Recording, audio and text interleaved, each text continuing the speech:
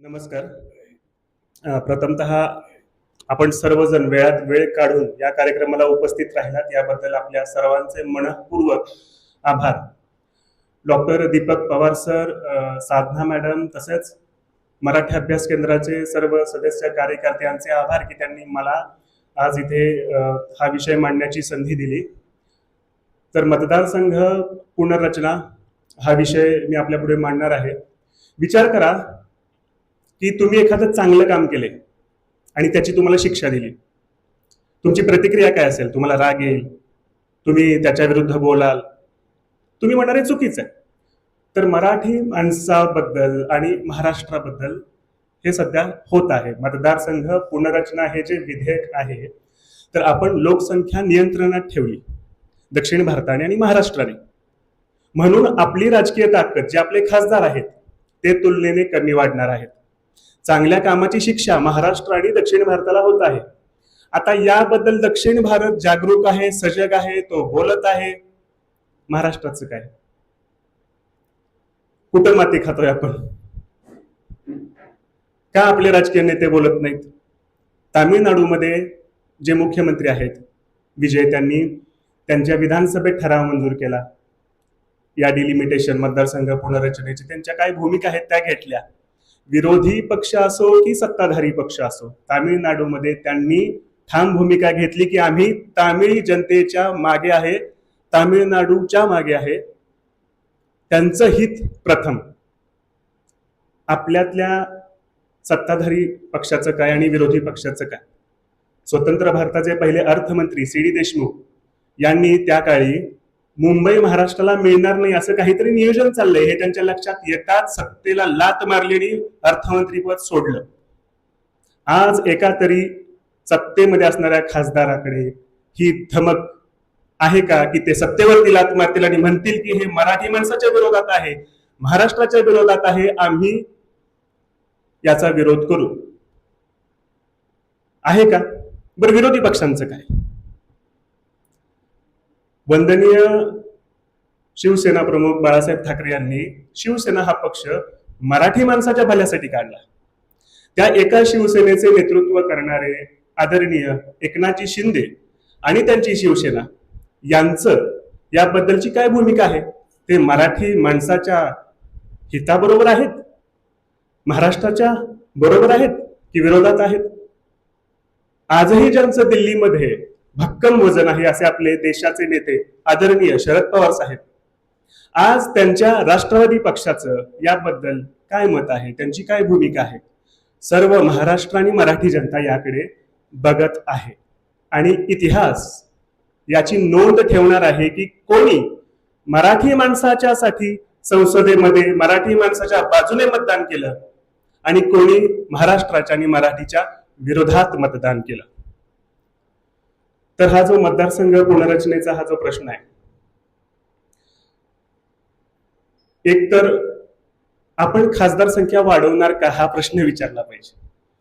बरोबर, 543 खासदार आहेत, वाढवून 850 करायचे. अरे पण का?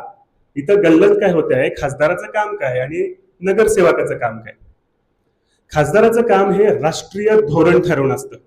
कर व्यवस्था असेल, देशाचं रेल्वेची व्यवस्था असेल, परराष्ट्र धोरण असेल, शैक्षणिक धोरण असेल. बरं, हे करताना तो काय करतो? मतदारसंघातल्या एका माणसाला जाऊन भेटतो का? समजा 20 लाख लोक असतील त्याच्या मतदारसंघात, आपण काय म्हणतो जास्त लोक झाली आता खासदार वाढवू. 20 लाख असतील काय, 10 असतील काय किंवा 30 असतील काय, त्याचं हे कामच नाही की प्रत्येक माणसाला जाऊन भेटणं. हे त्याचं काम नाहीये, लक्षात घ्या. त्याचं काम राष्ट्रीय धोरण ठरवणं. ते कसं ठरवणार? समजा शैक्षणिक धोरण असेल तर शिक्षण तज्ञाशी बोलेल, एखादी संस्था असेल शिक्षणामध्ये काम करणारी त्यांच्याशी बोलेल, इनपुट्स घेईल आणि पॉलिसी डेव्हलप करेल आणि संसदेमध्ये आपल्या बाजूने हे धोरण हे मांडेल. हे खासदाराचं काम आहे. आता आपल्या घरापुढची गटार फुटली, आपल्या घरात पाणी येत नाही, रस्ता खराब आहे, याच्यासाठी नगरसेवक आहेत, ग्रामपंचायत आहे, ग्रामपंचायत सदस्य आहेत, त्याच्यापेक्षा मोठा प्रश्न असला तर आमदार आहेत. यांचं हे काम आहे. त्यामुळं लोकसंख्या वाढली तर खासदार वाढवा हा तर्क मुळात चुकीचा आहे. बरं, 543 खासदार असताना संसदेमध्ये काय देवे लावले जातात आपल्याला माहित आहे? किती गडबड आणि गोंधळ तिथे असतो, त्याचे 850 झाल्यानंतर काय अवस्था होईल. फक्त एक रबर स्टॅम्प होईल ती संसद, लक्षात घ्या, की तिथे फक्त विधेयक आणली जातील आणि त्याच्यावरती शिक्के मारले जातील. संख्यात्मक वाढ आणि गुणात्मक घसरण. संसदेचं काम काय हे आपण समजून घेतलं पाहिजे. मुळात बर, संसद किती काळ चालते? 1950च्या दशकात 130 दिवस वगैरे संसद चालायची. आता संसदच मुळात 55 ते 60 दिवस चालते. किती चांगल्या चर्चा तिथं होतात. म्हणजे आधीच संसदेचा वेळ कमी केला, खासदार संख्या आता तुम्ही वाढवणार, मग खासदाराचं जे मूल्य आहे त्याच्या पक्षात पण आणि संसदेत पण ते आपण कमी करतोय, लक्षात घ्या. तर जगामध्ये असं काही झालं नाही का? जगामध्ये उदाहरण आहेत. अमेरिकेमध्ये 1913 साली 435 सदस्य होते त्यांच्या हाऊस ऑफ रिप्रेझेंटेटिव्ह मध्ये. त्यानंतर 1929 साली त्यांचा निर्णय घेण्याचा वेळ आला की वाढवावी का संख्या. तर त्यांनी ठरवलं की आपण संख्या वाढवायची नाही, 435च ठेवायची. त्याच्यानंतर अमेरिकेची लोकसंख्या तिप्पट वाढली. अमेरिकेचं काय कुठं अडले? आजही जागतिक महासत्ता आहे अमेरिका. त्यांनी तिप्पट वाढली म्हणून 400 चे 1200 केले का? गरज नाहीये ना. त्यांचं काम वेगळं आहे खासदारांचं. याच्यामुळे शहर आणि ग्रामीण असा असमतोल होणार आहे बरं का. म्हणजे महाराष्ट्रामध्ये लक्षात घ्या, लोकसंख्या ही पुणे, मुंबई, ठाणे या भागात वाढलेली आहे. मतदारसंघ वाढले तर ग्रामीण भागाच्या तुलनेत हे जे खासदारकीचे मतदारसंघ आहेत ते शहरी भागात वाढतील. म्हणजे राजकारण आधीच शहर केंद्रित आहे, ते अजून शहर केंद्रित होईल आणि ग्रामीण भागातली जनता दुर्लक्षित राहील. शेतकरी कुठे राहतो? ग्रामीण भागात राहतो. शेतकरी आधीच पिचलेला आहे, त्याला कोण विचारत नाही. हमी भावासाठी त्याला रस्त्यावर यायला लागते, कर्जबाजारीपणामुळे रस्त्यावर यायला लागते, दरासाठी रस्त्यावर यायला लागते. एकदा का राजकीय पक्षांना कळलं की ह्यांच्याकडे बघायची गरज नाहीये, शहरातून सर्व सत्तेचं राजकारण होऊ शकतं, म्हणजे शेतकरी परत एकदा दुर्लक्षित होणार, म्हणजे शक्यता वाढणार. लक्षात घ्या, अमेरिकेमध्ये ज्या वेळेला विरोध झालता ना जास्त जागा वाढवायला, तर त्याचा एक अंडरकरंट हा होता की अमेरिकेमधल्या ग्रामीण भागाने विरोध केलता. ओके, त्यावेळेला 1929 साली की शहर केंद्रित राजकारण होईल. म्हणजे हा प्रश्न लक्षात घ्या जागतिक आहे, असं नाही की आपल्या इथेच हा प्रश्न निर्माण झालाय, पण त्याला प्रत्येक देशानं तो प्रश्न सोडवलाय. त्यासाठी हा प्रश्न समजून घेणं गरजेचं आहे. आपलं दुर्दैव काय आहे मराठी समाजाचं की हा इतका महत्वाचा प्रश्न आहे मराठी माणसासाठी, पण त्याबद्दल कोणीही चर्चा करत नाही.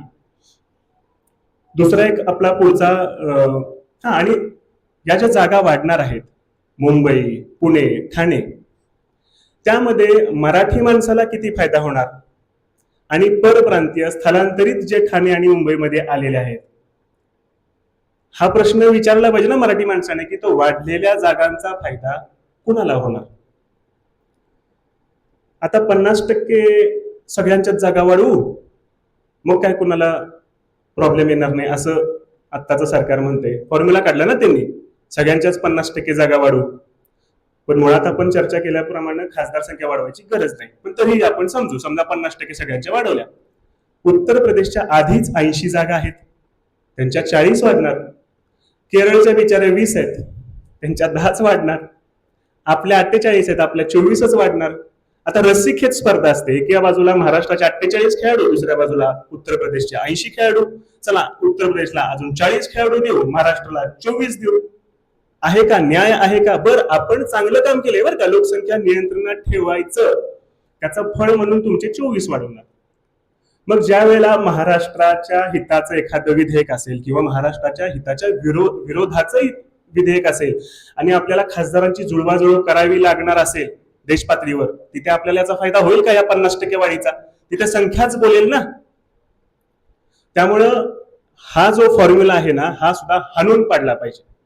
यासाठी मराठी माणसानं जागरूक झालं पाहिजे, जसं तामिळनाडूमध्ये जनता जागरूक आहे. वेळ पडल्यास रस्त्यावर उतरून याचा विरोध केला पाहिजे, लक्षात घ्या. आणि ही गोष्ट एकदा झाली की याला माघार नाही. म्हणजे आज बोलताना मी इतकं कधी तीक्ष्ण शब्द वापरत नाही. का वापरतोय? कारण ते पोट तिडकीतून येते. ह्याला माघार नाहीये. 2/3 बहुमत लागतं, लक्षात घ्या. हे परत कधीच होणार नाही. 2/3 इतक्या बहुमतानं जर हा निर्णय घेतला, हा कायमचा असेल. इथून माघार नाही, हे थांबवता येऊ शकतं, पण एकदा झालं की परत माघार घेता येणार नाही. यामध्ये राज्यसभेचं खच्चीकरण आहे. राज्यसभा म्हणजे काय? राज्यांचं प्रतिनिधित्व करणारी सभा.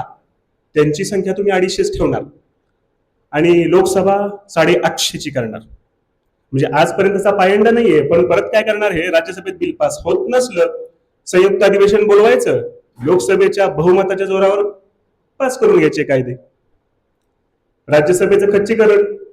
आणि राज्यसभा लक्षात घ्या राज्यांसाठी महत्वाची आहे. राज्यसभेचं महत्व आपण वाढवलं पाहिजे. त्याच्यानंतर महिला आरक्षण. आता हा सगळा आपण विचार बघितला, म्हणजे डिलिमिटेशन आपण ज्याला म्हणतो, मतदारसंघ पुनर्रचना, याचा आता आपण एवढी चर्चा केली. याच्यामध्ये महिला आरक्षण याचा काही संबंध आहे का? आहे का? महिला आरक्षण आत्ताच आपण 543 खासदारांमध्ये देऊ शकतो. आमची तीच मागणी आहे. त्याच 543 खासदारांमध्ये लगेच देऊन टाका. आज कोणत्याही राजकीय पक्षाचा याला विरोध नाही. आणि इथं महिलांनी विचार करण्याची गरज आहे त्या व्यवस्थेमध्ये तुम्हाला का नाही आरक्षण दिलं जात? म्हणजे महिलांना आरक्षण देण्यासाठी 250 जागा वेगळ्या निर्माणच करायच्या. हा पण अन्याय आहे ना महिलांच्यावर. म्हणजे आहे त्या व्यवस्थेमध्ये तुम्हाला स्थान नाही. तुम्हाला द्यायचं असेल तर वेगळ्या जागा निर्माण करा, वगैरे वगैरे अटी आणि शर्ती. त्यामुळे महिलांनी सुद्धा या मुद्द्याकडे बघण्याची गरज आहे. बरं, इतकी गडबड का? आता जनगणना सुरू आहे. जनगणनेनंतर जाती आधारित सर्व आकडेवारी येणार आहे आणि त्या आकडेवारीनंतर ओबीसीची संख्या किती हेही कळणार आहे. तर असं बोललं जातंय बरं का की ओबीसीची संख्या आली तर मग महिला आरक्षण जे आहे त्याच्यामध्ये ओबीसींना पण आरक्षण द्यावं ही मागणी येईल, म्हणून हे रेटायचं चाललंय का, असाही प्रश्न विचारला जातोय. त्याचाही लोकांनी विचार केला पाहिजे की इतकी गडबड का चाललेली आहे. बरं, आता महिला आरक्षण फक्त 33% दिलं, ओके, आरक्षण त्याच्यामध्ये न देता, तर तुम्हाला माहित आहे की ते आरक्षण सुरुवातीला कोणाला मिळणार आहे? हे जे नेते आहेत त्यांच्याच लेकी सुना, बरोबर. मग याच्यामध्ये आरक्षणाची तरतूद करणं गरजेचं आहे, म्हणजे समाजातल्या प्रत्येक घटकाला न्याय मिळेल. लक्षात घ्या, हा भारत देश जर एकत्र ठेवायचा असेल तर समाजातल्या प्रत्येक घटकाला न्याय द्यावा लागतो. मग भले ते धार्मिक असोत, जाती असोत की भाषिक घटक असोत. मराठीसाठी महाराष्ट्र राज्य झाले, तमिळ लोकांसाठी तामिळनाडू राज्य झाले. मग या भाषिक घटकांवर जर तुम्ही अन्याय करून जर हे मतदारसंघ पुनर्रचनेचं विधेयक तुम्ही आणणार असाल, ओके, म्हणजे अन्याय आमच्यावर होतोय, दक्षिण भारत आणि मराठी माणसावर. बरं, आम्ही याबद्दल बोललो की आमच्यावर अन्याय होतोय, तर आमच्यावरच आरोप काय की आम्ही प्रांतवादी. अरे, अन्याय आमच्यावर होते मग बोलायचं नाही? बर, मला एक सांगा, भारतीय ही जी अस्मिता आहे त्याच्यामध्येच मराठी ही अस्मिता ओळख अंतर्भूत आहे. भारतातून जर मराठी भाषिक बाजूला काढला, तमिळ भाषिक बाजूला काढला, तेलुगू भाषिक बाजूला काढला, तर भारत नावाचं काही राहील का? असं काही आहे का? भारत नावाची भाषा आहे, भारत नावाचा धर्म आहे, असं काही नाहीये. एक मराठी भाषिक असतो, एक हिंदी भाषिक असतो, एक तमिळ भाषिक असतो, त्याचबरोबर कोणी तर हिंदू असतं, मुस्लिम असतं, ख्रिश्चन असतं. हे सगळं मिळून जे रसायन होतं त्याला आपण भारतीय म्हणतो. मग त्याच एका भारतीय घटकावर म्हणजे दक्षिण भारतातली सगळी राज्य आणि मराठी माणसावर जर अन्याय होत असेल, त्याच्याबद्दल आम्ही बोलतोय, म्हणजे आम्ही एका भारतीय माणसावर अन्याय होतोय त्याच्याबद्दल बोलतोय. म्हणजे आम्ही खरे देशप्रेमी आहोत. आणि तुम्ही जर फक्त एका घटकाचा फायदा करून भारतातल्या दुसऱ्या भाषिक घटकावर अन्याय करत असाल तर तुम्ही खरे प्रांतवादी आहात आणि तुम्ही खरे देशद्रोही आहात, हे लक्षात घ्या. कारण एकता जर ठेवायची असेल तर सर्वांना न्याय द्यावा लागेल. आपल्याकडे पाकिस्तानचं उदाहरण आहे. पाकिस्तानमध्ये उर्दू भाषेला प्राथमिकता दिली, बांगला भाषेला दुय्यम स्थान दिलं, पाकिस्तानचे 2 तुकडे झाले. भाषा म्हणजे आगीशी खेळ असतो, लक्षात घ्या. श्रीलंकेमध्ये तसंच झालं. श्रीलंकेमध्ये सिंहली भाषेला त्यांनी स्थान दिलं, तमिळ लोकांच्यावर त्यांनी अन्याय केला. किती दशक तिथे अराजक होतं, यादवी होती. दुर्दैवानं त्याची झळ भारताला बसली. आपल्याला आपल्या पंतप्रधानांना गमवावं लागलं, स्वर्गीय राजीव गांधींना. मग इतिहासाकडून आपण शिकणार आहोत की नाही? देश एकत्र ठेवायचा असेल, त्याची एकता आणि अखंडता ठेवायची असेल तर सर्वांना न्याय द्यावा लागतो. तुम्हाला लगेच त्याचे दुष्परिणाम जाणवणार नाहीत, पण येणाऱ्या 20 वर्षात 25 वर्षात याचे दुष्परिणाम जर हे रेटून नेलं. लक्षात घ्या, लोकशाहीमध्ये संवाद महत्वाचा असतो आणि संवादाने प्रश्न सोडवायचे असतात. म्हणजे मी मुलांना लेक्चर्स देतो त्यावेळेला माझी एक व्याख्या आहे लोकशाहीची, की लोकशाही म्हणजे काय? लोकशाही म्हणजे अशी व्यवस्था ज्या व्यवस्थेमध्ये संवादाने प्रश्न सुटू शकतात, असा विश्वास आपल्याला ज्या व्यवस्थेमध्ये असतो ती व्यवस्था म्हणजे लोकशाही. पण जर संवाद करायच्या ऐवजी तुम्ही रेटून जर मुद्दे नेत असाल तर तिथे काहीतरी चुकीचं घडतंय. आणि चुकीचं घडत असेल तर माझ्यासारख्या शिक्षकानं तिथं बोललंच पाहिजे, कारण शिक्षकाचा तो धर्म आहे खरं बोलणं आणि सत्य सांगणं, भले ते टोचू दे कोणाला किंवा पोचू दे. मी आता इथे थांबतो आणि जे काही बाकीचे प्रश्न असतील ते आपण प्रश्नोत्तराच्या वेळेला घेऊच. धन्यवाद.